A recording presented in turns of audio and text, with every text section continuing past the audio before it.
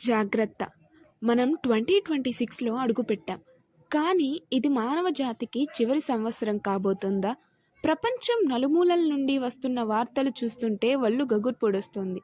ఒకవైపు ఆకాశం నుండి కురుస్తున్న క్షిపణుల వర్షం, మరోవైపు అణుయుద్ధం ముంచుకొస్తోంది. కానీ అసలు భయం అది కాదు.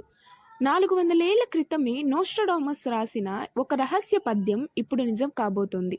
అందులో ఏముందంటే, ముగ్గురు రాజుల యుద్ధం వల్ల సముద్రం రక్తంతో నిండిపోతోంది. ఇజ్రాయెల్, ఇరాన్ మరియు అమెరికా ఈ ముగ్గురి మధ్య మొదలైన గొడవ ప్రపంచ యుద్ధానికి దారితీస్తుందా? బాబా వంగా కూడా 2026 గురించి ఇదే హెచ్చరిక చేశారు.